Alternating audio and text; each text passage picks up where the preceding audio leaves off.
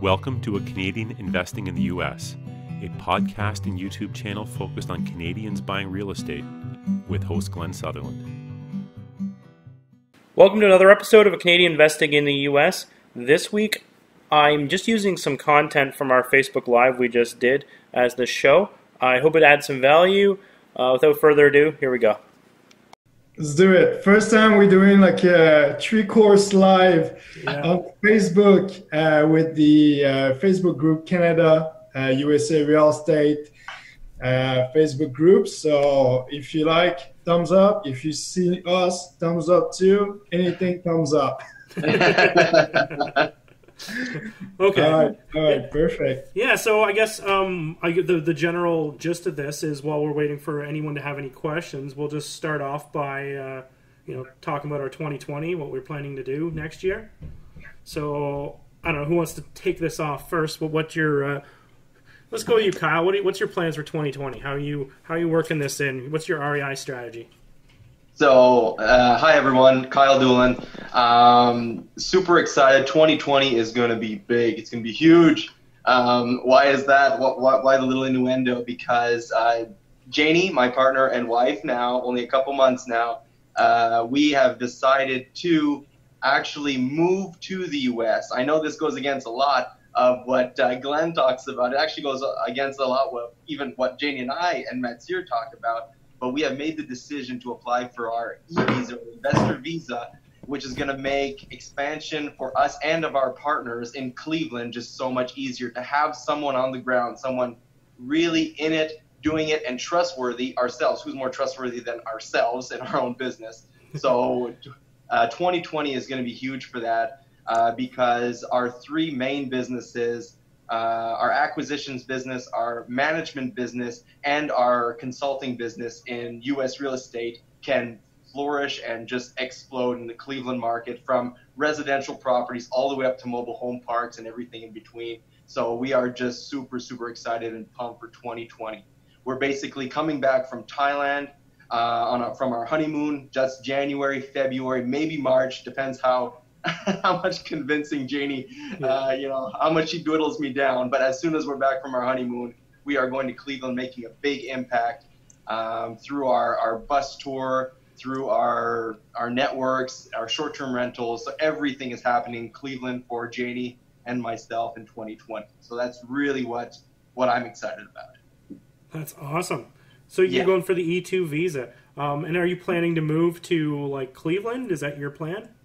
That's right. We have lots of properties, so we're just going to land in one of them. That'll be our landing pad. And then it's going to be a slow, because we're investors, right? We're wired differently. It's not just a matter of just finding our home. It has to be a deal, right? There needs to be a story behind that. It needs to be wow. And now Janie's in the mix and her personal preferences, so there's going to be a lot of different criteria. It's going to have to be on the lake, right? There has to be a gorgeous water view, and then for me, my criteria, it's going to have to be at least 30% discounted so that we can burr it out, and it's going to have to be something of luxury so we can short-term rent it when we're not there.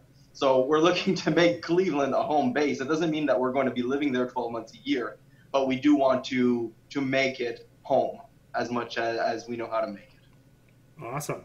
Yeah, what about you, Mr. Matt? What are you doing what's your strategy for 2020?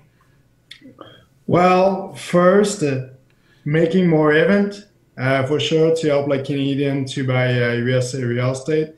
After trying to put the course online, so with the chatbot and everything, so people can get in and pretty much like do like little course and everything. Mm-hmm. So after that, they will link like to some webinar that I'm going to try to upload like more like into practice that theory. So making sure that everyone can like learn like the basics, so we can actually grow this like Facebook group and the Facebook page as well. So we can be more like US immopreneur, US like investor as well. So basically 2020 will be marketing.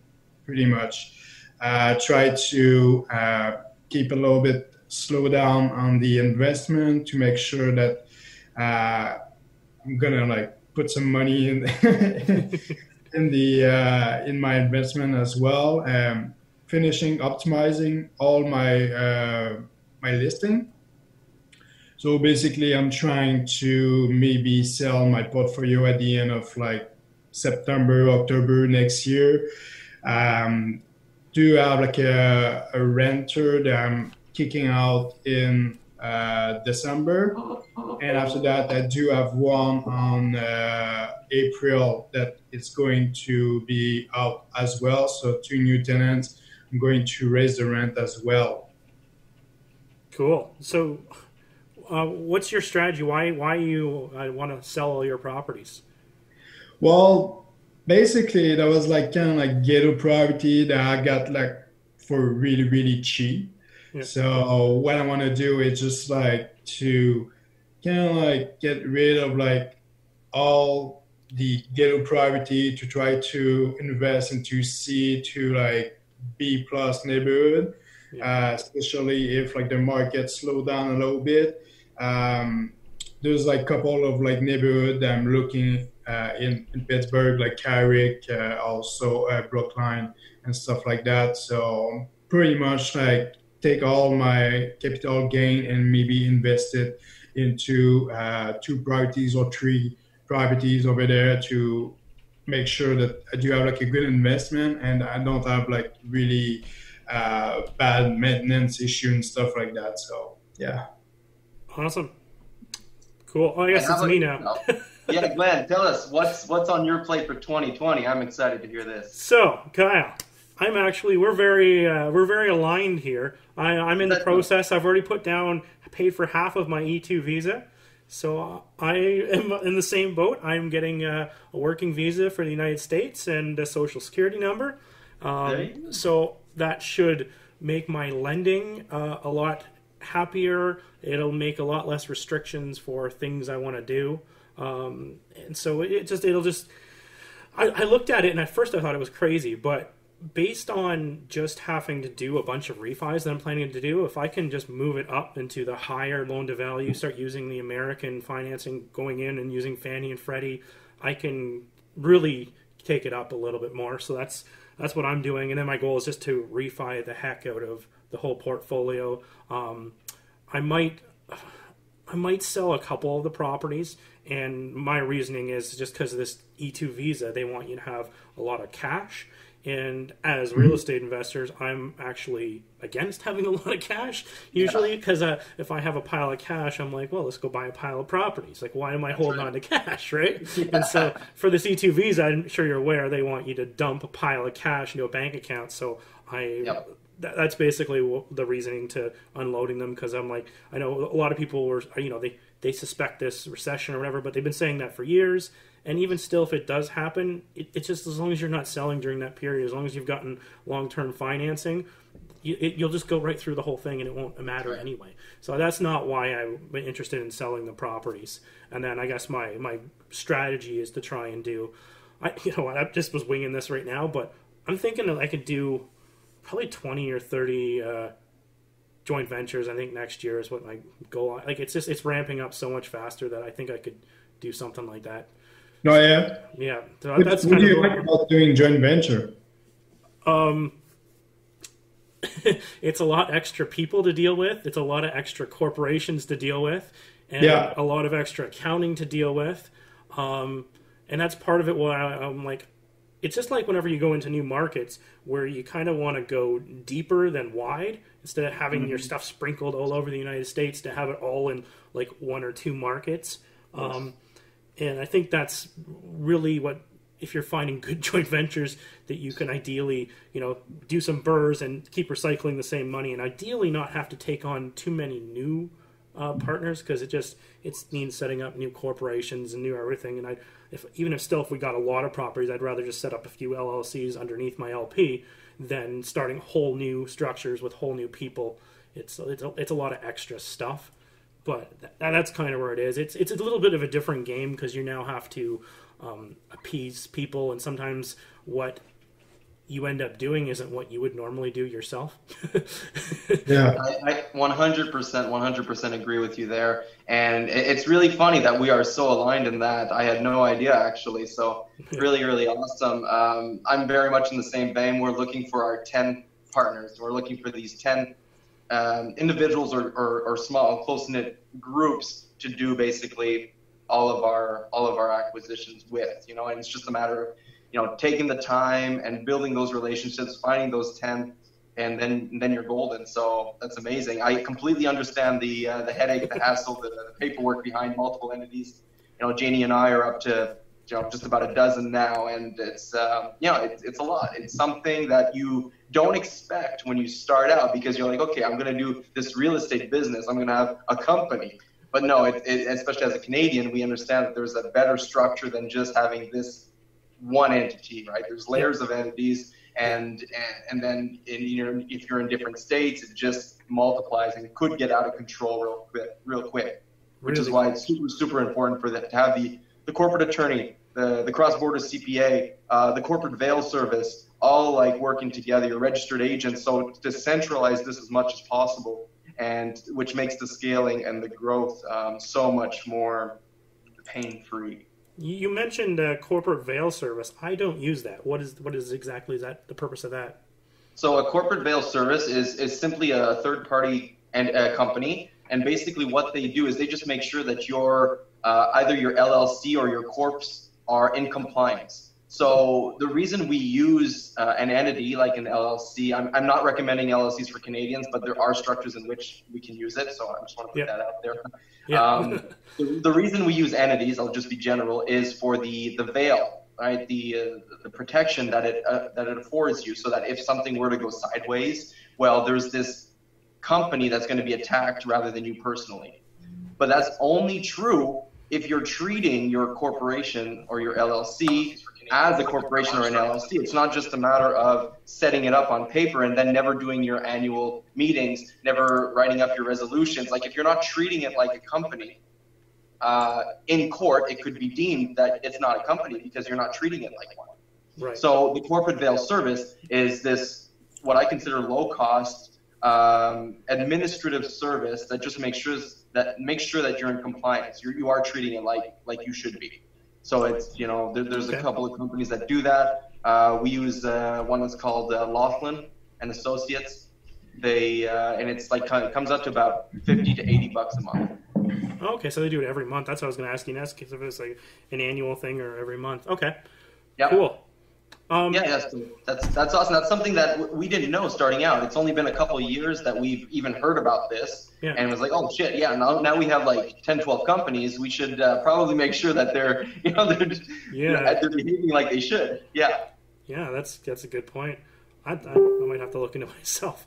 Is it $50 to $80 per corporation, or is it for the? Yeah, per.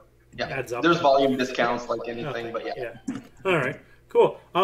Next thing Matt was going to talk about was markets. Matt, I don't know if you're still there. You kind of went to...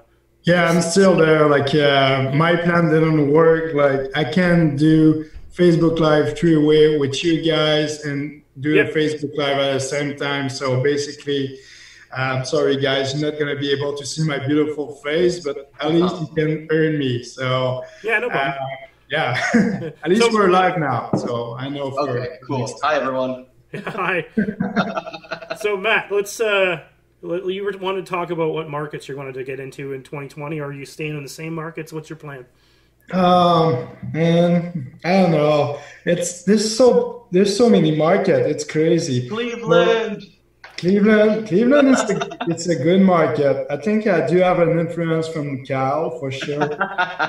For Cleveland, Atlanta is pretty good as well. Right now, I'm looking more into like turnkeys and everything. So with like building the Facebook group and everything, and talking to people, the French Canadian, I did like a connection into the Florida market. So I might try to invest a little bit into the Florida market for like all the French Canadian snowbird. I do have like one of my old partner who's now a realtor in Orlando, and I've been talking with Thibault, who's a guy in Fort Lauderdale as well. So basically try to help as many Canadians as I can into those markets. I'm looking at the Atlanta market as well, and Nashville seems like pretty good to me because I want to jump into maybe multifamily. So I'm trying to kind of like understand the market a little bit better. I know Atlanta is booming right now. I do have like one of my students who's starting to do wholesaling over there. So I kind of look at the market for like maybe a year ago, something like that. And I don't know, I just have like this feeling that might be a good market to invest for like multifamily. I'm not sure yet. Otherwise, Pittsburgh still is one of my favorite like to stay. For my strategy, like for single family home, I will stay in Pittsburgh because I know the market well. I'm wearing my Pittsburgh shirt right now. Yeah, there you go. Pittsburgh, usually I do have my hat and everything, and wear my Pittsburgh and Steelers like apparel like really proudly. But yeah, basically I'm thinking about doing a bus tour as well, so we'll learn a little bit more about Pittsburgh again. Like it's changing a lot, so you need to be in your market like more than 2 or 3 times during the year because like the market is shifting really fast, and you need to have like boots on the ground. You need like to have like people who give you like all the news, all the good stuff about the market. It's really like hard like to understand all the market. So it might be good like for a beginner who's listening right now to just like start with one special market and just like stick to it for a year. Mm-hmm. Yeah, I completely agree with that. And to have that ear on the street, super important. Just 2 months ago, I mean, we've been in Cleveland for over 5 years. So, and that's why when it comes to residential real estate, we don't go anywhere else but Cleveland because we know it well. We've got the team, and it's a lot of work to develop a new market. So that's why we're there. But even with everything that we have, all the project managers, all the everything, all the property managers, just 2 months ago, they're like, hey, what about this area? And I was like, no, that area is like, no way. Because I was referring to a couple of years back, the due diligence that was really done in depth a couple of years ago. But no, it really turned around. And now these are properties that are appraising over 100,000 comfortably, sometimes over 200,000 in an area that, 5 years ago, you couldn't even get over like 70,000. You couldn't get them appraised over 70. So it removed that strategy for us at the time where we were only burring. So we were only looking for properties that would appraise over 100. But now it's like, no, this is really what you want to do. And it's right beside a super hot short-term rental pocket. So cash flow is not a problem on these properties anymore. So super exciting as well. You really need the beat on the street. Yeah, for sure. Maybe a question for later, like if you can talk a little bit about the Airbnb, like how you like see it right now into the US market and stuff like that. Right before like we spoke with Glenn, I might be interested because I think it's a new strategy, and like one of the things that I talk with like other people is like location. Everyone is like talking about that. Or like the good thing about like investing in the US is like if Cleveland changed the regulation for like Airbnb or short-term rental, you can always like move your strategy to another state, which is good. Otherwise, if you're in Toronto and you're doing Airbnb and I don't know, like the regulation, I don't know the regulation in Toronto, but in Montreal, you have a couple of streets you can do it. Yeah. So basically, when you start and you have like those regulations come in November, you just get you're screwed because like now what you're gonna do? You're gonna invest like in Quebec City or stuff like that, or like the market is not that good. Instead, like if you're in the US, you can go to Cleveland. After that, you move like to Pittsburgh or like to Alabama or anything like that, which is good. Absolutely, and you're so on point when you say that. Like Toronto is in the appeal process right now to reinstigate certain elements of short-term rentals. Montreal is tough. There's many layers of bureaucracy that you need to comply with to make it legal, and it's only within certain zonings. Ottawa just, what are we, the 17th, 2 days ago, voted, and they're going to be even more strict than Montreal, but they're probably going to go through an appeal process like Toronto is going through right now. Cleveland is still good. And so we're in all those markets, by the way, with short-term rentals. But Cleveland is still very, very easy and flexible. Like you said, it doesn't work. If it doesn't work anymore, well, you can move markets. That's true. But keep in mind that if you're investing in Cleveland with short-term rentals and it decides to stop, well, you're still, double or triple the cash flow that you would have had if you had done that strategy in Ottawa or Montreal. Because à la base, like right from the ground up, from the foundation, that property you didn't pay $300,000-$400,000 for, right? You might have paid $100,000. I'm just using round numbers, but it's approximately. So even if you convert them back to long-term tenants, you will have rehabbed a property. You are delivering a premium furnished property that you're going to get above market rents in a strong market for cash flow and long-term rentals. So even if it does fail on the short-term rentals, you now have a very strong cash flow with long-term tenants. So it's not as good, but it's still a lot better than what you can still get in Canada, a lot better. So even the plan B is pretty good. Yeah, for sure.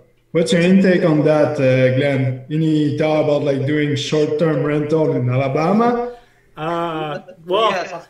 I've thought about doing it, and we're discussing doing it in Kansas City just because we picked up we're about to pick up 7 properties tomorrow.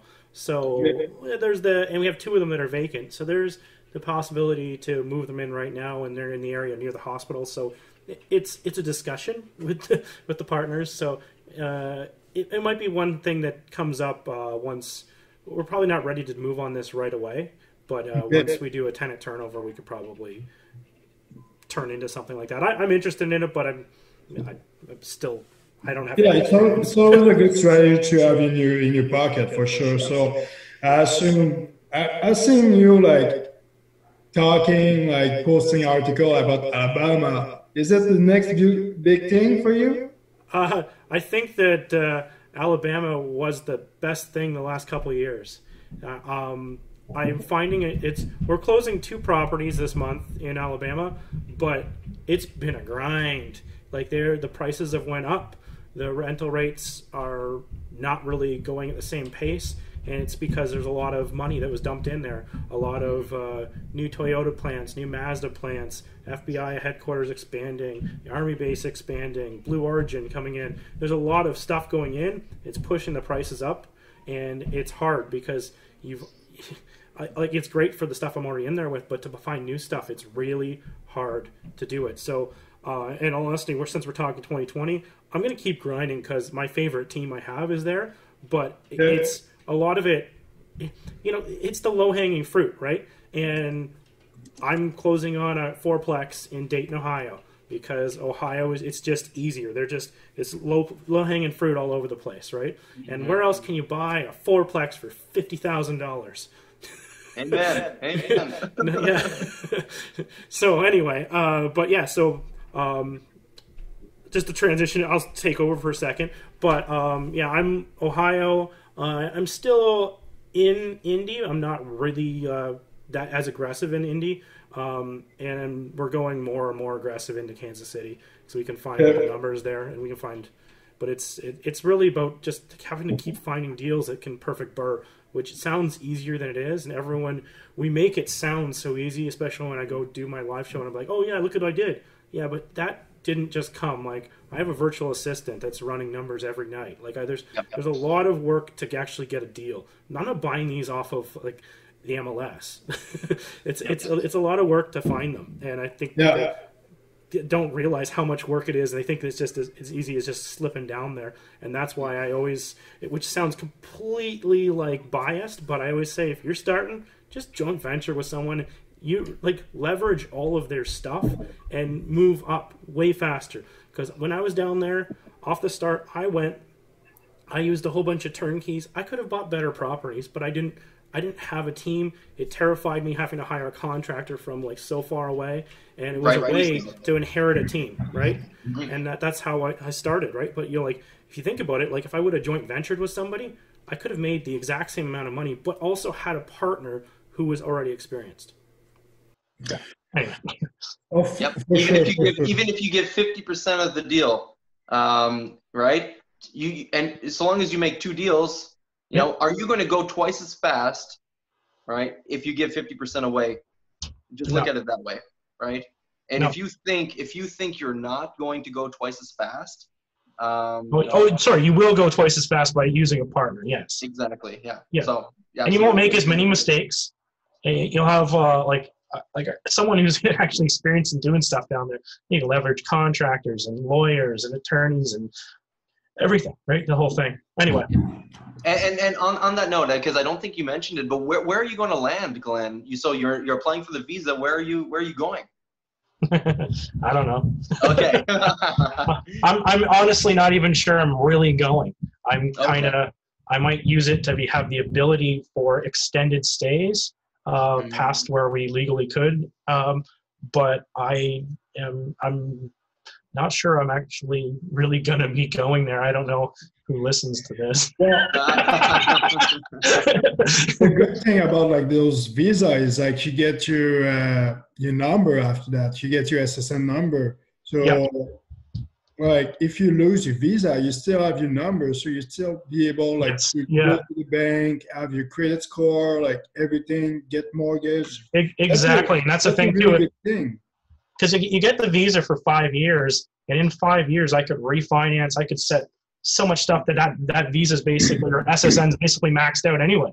And then if I have the SSN still, I could use it just for hard money lending, and I still get an extra 5% loan to value of having an SSN instead of an ITIN. So. Yeah. And it makes me think, and this is something you should probably look into, because I'm going to be looking into it after I get in, is NACA. Have you ever heard of NACA? Yeah. The Neighborhood Association Corporation of America. Okay, it is the cheapest mortgage available on the market. It is a nonprofit company that gives mortgages out only to U.S. residents, though. Okay, so it doesn't apply. Would a visa qualify for that? What's that? Would a visa qualify for that? Well, it depends what your. That's what we have to look into for sure. But if you're going to get a social security number and eventually, I think it's worth looking into, because this can be a no money down. 2 to 3% mortgage rates. So it's just the amazing terms. We're actually, we've started doing homeowner seminars in Cleveland last year, and we're going to do them very, very heavy in 2020, because basically through our partners, we're doing fix and flips. And ultimately if you can find the end buyer before the projects are done, well, you're golden, right? The slowest part of the chain is knocked out.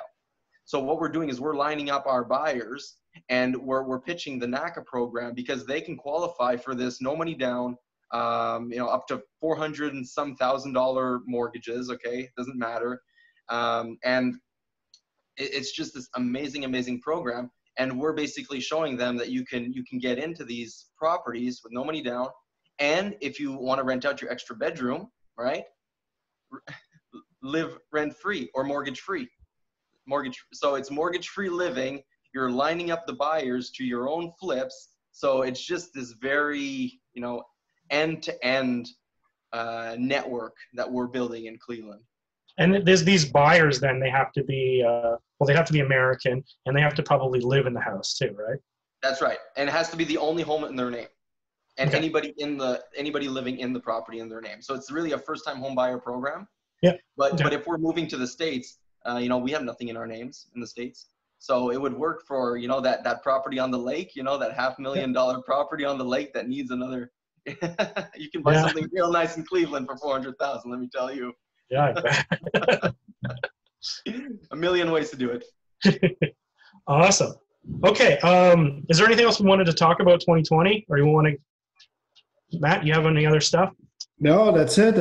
We're closing on the meeting. Look, we have like 7 minutes left. Let's talk about your event coming up. Yeah, for sure. Me and Cal, we're going to do a master event together, Reeling a Force. It's going to be an event in Montreal at the end of November, so November 30 and December 1st. We're going to be at Chateau Saint-Ambroise. We're going to talk about mobile home park, single family home, wholesaling, chatbots for for the wholesaling. We're going to talk about wholesaling as well as a Canadian into the US. lots of like fun stuff, and we're gonna do some like little games, so you're gonna be able like to understand better. And the goal with that workshop is to really so you guys can be able like to buy property after that. We're not going to take you to a really dark room to like try to sell you shit and stuff like that. I don't believe in that stuff. So it's really for us like to help you guys to grow the audience and to help you out like through your next joint venture or like anything that you want to do with other partners in Canada as well. So it's a good thing to come to the event, so you will be able like to talk with other people that want to invest in the US. And it's not only Florida, it's like all the US. We cover like all the states as well. We're going to have an accountant. Also, we're going to have an attorney as well. So we're going to be able like to ask questions to those two and be really able to set your foundation. Like I always say, your foundation is like one of the first thing that you want to set up to be successful. So yeah, basically that's it. Kyle, you have anything to Matt, add? what date is this and how do people get tickets? Saturday and Sunday at 9 to like 4:30 in the afternoon. You can have like a ticket on Eventbrite. You can go onto the Facebook page or the Canada USA Real Estate. You're gonna see all the posts. Gonna link to Eventbrite, or you can have like this Facebook event page that you can buy through the event. Otherwise, just like ask me and I'll give you the link for sure. Other thing, Matt, you should mention something. Now that you brought up the Facebook page, you should tell people the name of the Facebook page in case they're looking for it. We changed the name of the Facebook group after we talked about it on the show. So anyone who's looking for the old name will never find it. The Facebook name is Canada USA Real Estate Group. So we're basically the best group there on Facebook for Canadian to buy in real estate. So it's a group. It's not biased either when he says that. If Glenn says it, it must be true. we are the only ones, so we're the best. That's by default. Excellent. Yeah, and I'd like to maybe just to reiterate what Mathieu just said there. What Mathieu just said is the point of this event is really for you to get actionable material. So you want to buy a single family home? Okay, great. These are the strategies. These are the steps. Now, you know, we're going to go through some of those steps with you in the workshop, and then you should be able to do it by yourself after the event. Same thing for apartment buildings. You want to buy an apartment building? Well, great. You're going to have to realize how to find them, how to negotiate them, what strategies can you use, and ultimately, you know, buy the thing. So, and same thing for mobile home parks. I mean, we're going to go through some case studies of mobile home parks that my partner and I bought, and you know, we're going to show you what we did, how we did it, and how you can do it as well. So we really, really want to make it as actionable as possible. So it's not just theory. We're going to be doing it at the event, and so you can do it after the event. And there's really no excuse on where you can, you know, myself, Kyle Doolin, Mathieu Bourgoin, Glenn Sutherland, that we can all help you get to the booking link. And it's even on our website as well at nowfortomorrow.club/events, or just nowfortomorrow.club. You can find the link to the workshop as well, and just, you know, register. It'll direct you back to Eventbrite. Cool. We just got a question too come in. Like, sorry, where or when is the workshop? Let's just reiterate that again. It'll be in Montreal. Yeah, it's in Montreal at Chateau Saint-Ambroise. In 2 weekends, it's a Saturday-Sunday event, a full 2-day event on November 30th and December 1st. So in Montreal. Cool. All right. Good. All right. So and also, I'm probably going to rip this content off to put in a podcast. So I will also throw in the show notes at the bottom a link to that if you want to get to the event. Yeah, sounds good. Sounds good. Next live, we're gonna be more prepared and be able like to answer your question. So I'm thinking about doing it like in December. That might be good to do like another live event, but we're gonna like maybe post it like a week before so people can like prepare the question and everything. So that can be like maybe a 15 minute or 30 minute that people can ask. If you guys want to, that would be great for sure. What do you think? Sounds good.